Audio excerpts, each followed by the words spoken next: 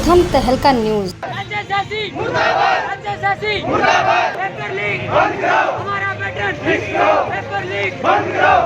जींद में युवाओं ने पुलिस भर्ती का पेपर लीक होने के विरोध में रोष मार्च निकाला। प्रदर्शन करते हुए युवा प्रदर्शनकारी लघु सचिवालय पहुंचे और प्रशासन को मुख्यमंत्री के नाम का ज्ञापन दिया। इस दौरान उन्होंने कहा कि कई सालों से HSSC की परीक्षाओं की तैयारी कर रहे हैं, जबकि हमारे सभी पेपर सरकार के ढीले रवैये की वजह से लीक हो रहे हैं। अब हमारी फॉर्म भरने की उम्र भी निकल चुकी है। जिन्होंने पेपर लीक करवाया उन अधिकारियों और कर्मचारियों के खिलाफ भी सख्त कार्रवाई की जाए, ताकि आगे से इस तरह के पेपर लीक ना हो सके। सरकार भरोसा दे कि भविष्य में पेपर लीक ना हो। सरकार दावा कर रही है कि बगैर खर्ची पर्ची के नौकरी दी जा रही है। बार बार पेपर लीक होने से सरकार का ये दावा गलत साबित होता है। पहले भी पेपर लीक हुए थे, जिससे सबक लेते हुए सरकार को CBI से जांच करवानी चाहिए थी। युवाओं ने सरकार से जल्द दोबारा परीक्षा कराने के लिए शेड्यूल जारी करने की मांग की है। वहीं परीक्षा में पशुपालन से संबंधित प्रश्न पूछे जाने पर भी युवाओं ने विरोध जताया है। पेपर लगातार लीक हो रहे हैं, बच्चे 2-2 साल से तैयारी कर रहे हैं, शेड्यूल कोई है नहीं। HSSC को कितनी बार रिक्वेस्ट भेज दी कि शेड्यूल डिसाइड करें इस चीज़ का।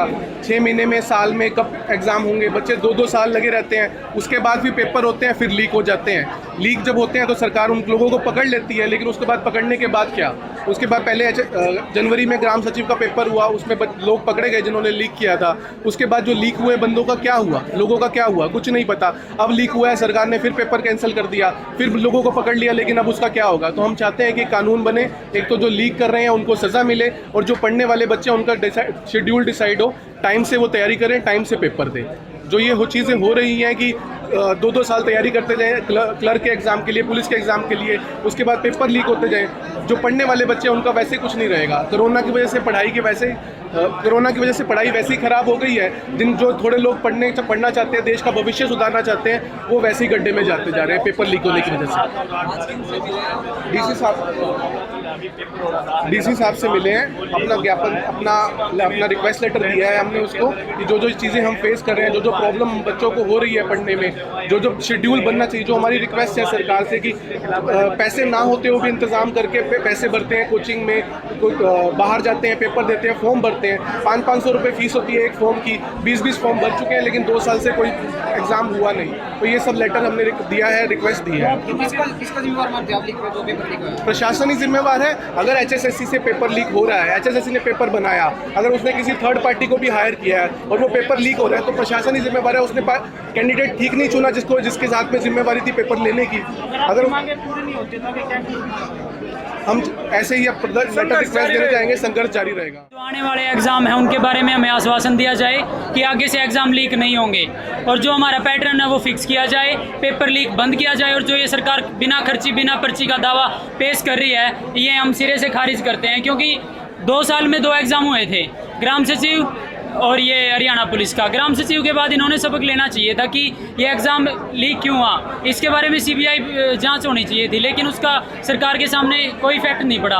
तो हम इसके बाद क्या है, ये हरियाणा कांस्टेबल का हुआ, ये भी एग्ज़ाम उससे बड़े लेवल पे ये लीक हुआ है। तो सरकार के सामने हमारी यही मांग है कि जो ये पेपर लीक हो रहे हैं उनको बंद किया जाए, और हमारा जो पैटर्न है वो फिक्स किया जाए। और जो ये कांस्टेबल का एग्ज़ाम अभी कैंसिल हो चुका है, इसका आने वाले 10 दिनों के अंदर रीशेड्यूल इसको नोटिफिकेशन डाला जाए, ताकि बच्चे एक बार फिर से तैयारी की जाए। और सर ये क्या है, जो ये हरियाणा पुलिस कांस्टेबल का पेपर है, इसमें 20-25 नंबर का जो है कृषि पशुपालन, इसमें कृषि पशुपालन डालने का सर मतलब क्या बनता है? CRPC IPC ये डालो जो पुलिस का कार्य है। एक बात बताओ, जो ये कृषि और पशुपालन का डाल के वहाँ पे कुछ इसका पशुपालन का काम थोड़ी करवाना है। कांस्टेबल में तो कांस्टेबल से रिलेटेड वो होना चाहिए। तो हमारी मांग यही है सरकार से कि हमें इस चीज़ में आश्वासन दे।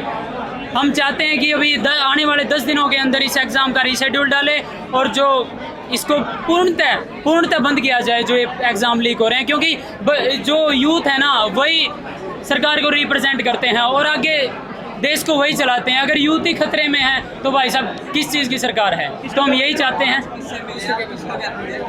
आज DC के सामने हमने ज्ञापन दिया है कि जो ये कुछ हो रहा है, चल रहा है पिछले 3-4 दिनों से, लीक एग्ज़ाम हो रहे हैं, उनको बंद किया जाए। और इसकी जो ये एग्ज़ाम जिन्होंने लीक किया है, CBI स्तर पर इसकी जांच होनी चाहिए। कितने विद्यार्थी थे आज?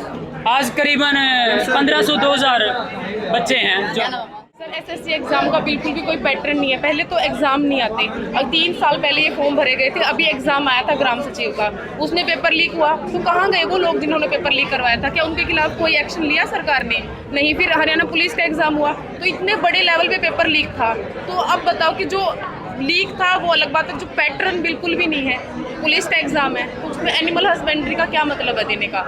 तो क्या अब पुलिस के एग्जाम में एनिमल हस्बेंड्री का तो कोई मतलब नहीं। आईपीसी दो, आप हिंदी के बारे में कुछ पूछो, आईपीसी सीआरपीसी के बारे में पूछो, तो हमें पशुपालन के बारे में थोड़ी नहीं वहाँ पे बताना है। तो पुलिस का कोई भी एग्जाम नहीं है सर। क्या सर? कहाँ पे सर? तो सर हम यहाँ से अभी तो 1000 से ऊपर लोग आज हम यहाँ पे आए सर, डीसी साहब से मिलने के लिए आए थे। तो उन्होंने हमारी जो एप्लीकेशन थी वो ली है, तो बोला है कि हम आगे सीएम से बात पहुँचाएंगे आगे तक हमारी। प्रथम तहलका के लिए जींद से प्रवीण कुमार की रिपोर्ट।